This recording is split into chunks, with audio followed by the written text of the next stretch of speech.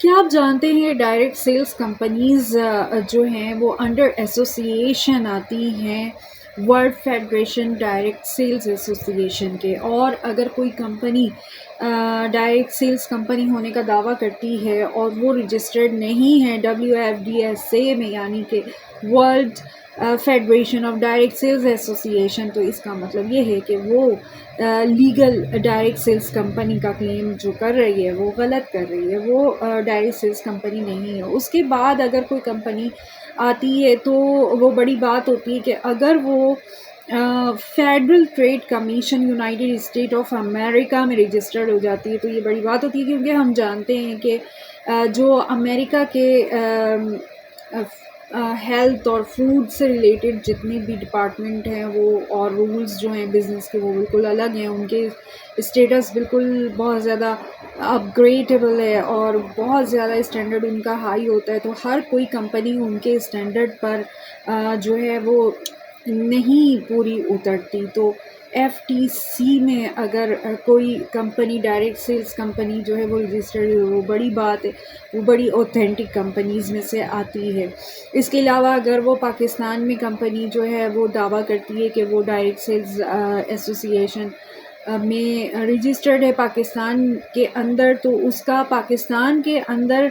SECP میں registered ہونا بہت ضروری ہے۔ تو یہ کچھ اور اسی طریقے سے مختلف ممالک میں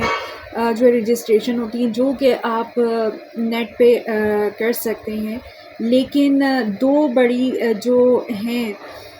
جگہیں یا ادارے جس میں ڈائریکٹ سیلز کمپنی جو کہ رجسٹرڈ اور اوتھینٹک ہوتی ہیں ان کی رجسٹریشن لازمی ہوتی ہے، جو کہ world federation direct sales association ہے، اور اس کے بعد پھر FTC ہے اگر وہ امریکہ میں بھی کام کر رہی ہے، تو اگر اس کو امریکہ میں لائسنس نہیں ملتا تو وہ ایک الگ بات ہے۔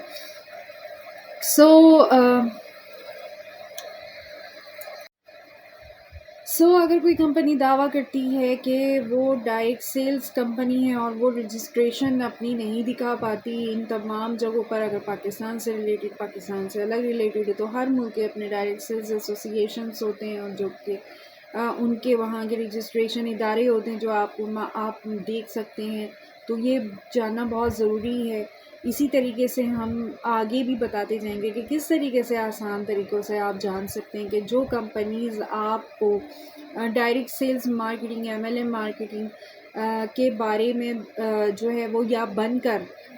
جو ہے کلیم کر رہی ہیں اور آپ کو آفر کر رہی ہیں بزنس اپورچونیٹی کی، تو آپ ان سے کس طرح سے نقالوں سے ہوشیار ہو سکیں، کس طرح سے معلوم کر سکیں وہ پیرامڈ مارکیٹنگ کمپنی ہے یا پھر وہ